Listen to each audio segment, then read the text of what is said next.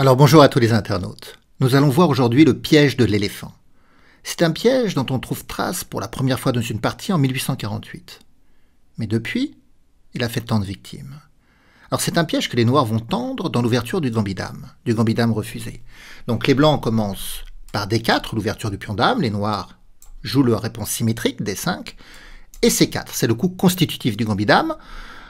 Les Blancs offrent le pion C4, ils invitent les Noirs à dévier leur pion hors du centre. Mais dans la partie, dans cette ouverture, les Noirs vont refuser. Ils vont jouer E6, c'est normal, c'est le gambit-dame refusé, alors on a aussi C6 qui est possible. Et là, les Blancs jouent cavalier C3, ils accentuent la pression sur le pion D5, et le cavalier C3, pourquoi pas, pour appuyer tôt ou tard l'évolution centrale avec la poussée du pion E2 en E4.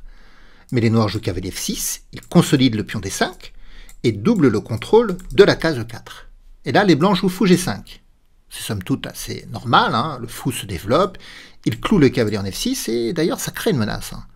Ça crée la menace fou prend cavalier d'ailleurs. Parce que les deux choix de réponse ne sont pas satisfaisantes pour les Noirs. Sur fou prend cavalier F6, si on reprend de la dame, alors le pion D5 n'est plus suffisamment défendu, les Blancs l'attaquent deux fois, pour une seule défense. Donc ça va causer la perte matérielle d'un pion dans de bonnes conditions pour les Blancs.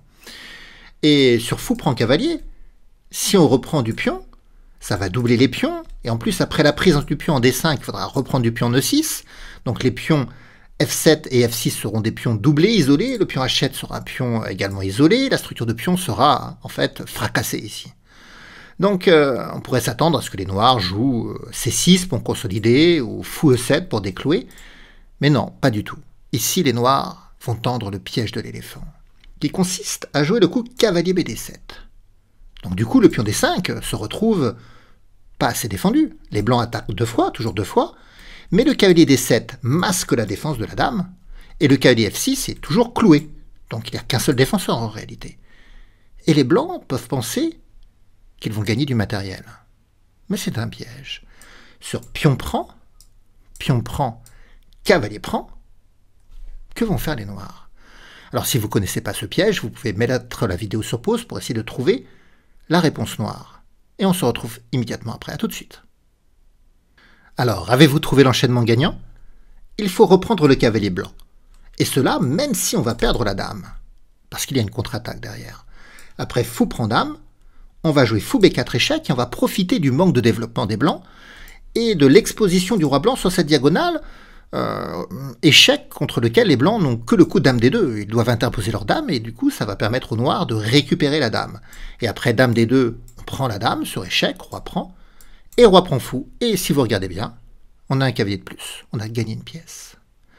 Alors, dans les années de formation de mon jeune fils, il y a quelques années déjà, je m'étais retrouvé à lui tendre ce piège qu'il ne connaissait pas, et il avait poursuivi par le coup E4. Après tout, c'est normal, hein, les blancs essayent de jouer avec la maigre compensation qu'ils ont pour la pièce en moins, c'est-à-dire le fort centre de pion. Et là, j'avais reculé le cavalier en E7. Et après fou D3, il faut, avec les noirs, essayer de parvenir à détruire le centre blanc. Donc soit par la poussée F5, soit par la poussée C5. Et j'avais joué la poussée F5 sans redouter pion prend, parce qu'on peut redéployer le cavalier en F6. Et du coup, ça libère le fou, on attaquera deux fois le pion F5, et sur G4, eh bien, le cavalier pourra prendre en G4. Donc les blancs ne peuvent pas consolider le pion en F5. Et on a brisé le centre blanc. Alors sur cette poussée F5, mon fils avait joué E5. Mais après E5, il y a un affaiblissement de la structure de pion des blancs au centre. Ça va être l'apparition d'une case faible en D5 et d'un pion arriéré en D4. Et donc, j'ai joué cavalier B6 pour aiguiller mes cavaliers sur la case faible D5. Vous savez, une case faible aux échecs, c'est une case qui n'est plus contrôlée par un pion adverse. Alors, cavalier E2 avait été joué, cavalier s'installe en D5, A3, fou s'installe en E6. C'est intéressant de voir la blocade, comment on va bloquer les pions blancs sur des cases noires et exploiter des cases d'installation des cases blanches pour les pièces légères des noirs. G3 avait été joué. Roi D7, alors le roi avait été déroqué, hein, donc on ne pouvait plus roquer. Donc après roi D7, on va mettre les tours en liaison, et l'idée c'est de faire coulisser la tour A8 en D8, puis de jouer roi C8. Ainsi la tour se placera sur la colonne semi-ouverte en direction, elle pointera le pion arriéré D4.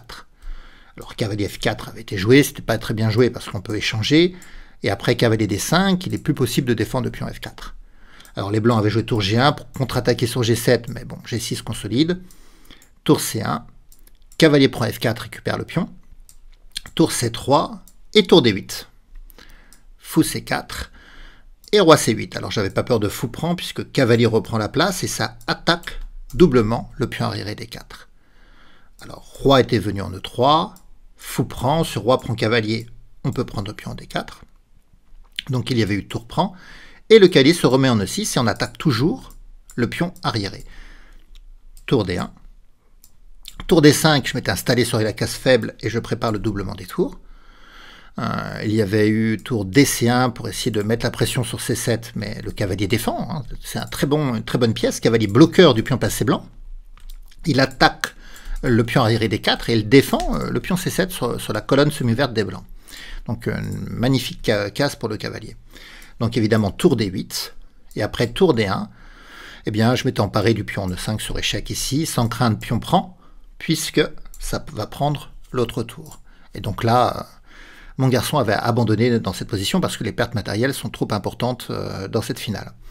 Donc voilà, le piège qui s'exerce dans cette ouverture, après D4, D5, C4, le gambit dame, on défend par E6, sur cavalier C3, on défend par cavalier F6, et après fou G5, qui installe le clouage et qui prépare la prise en D5, eh bien, on ne va pas s'opposer à cette menace, on va jouer cavalier D7. Alors, les blancs ne doivent pas prendre le pion, doivent chercher un autre coup. Donc, je rappelle que sur pion prend, cavalier prend, on peut prendre le cavalier sans craindre la perte de la dame, puisqu'on contre-attaque avec fou B4 échec, et on va récupérer notre dame avec le fou en intérêt. Bon. Mais après, fou G5. Donc, cavalier D7. Comment doivent jouer les blancs? Eh bien, ils peuvent simplement jouer E3 d'ailleurs. Un coup de développement, ça va libérer la diagonale du fou, mais surtout ça va donner la case E2 pour le roi. Donc les blancs menacent cette fois-ci de faire pion prend, cavalier prend, de gagner le pion, sans craindre que le cavalier noir prenne, parce qu'après fou prend dame, si on veut contre-attaquer par fou B4 échec, on sera plus obligé d'interposer la dame, on pourra jouer roi E2.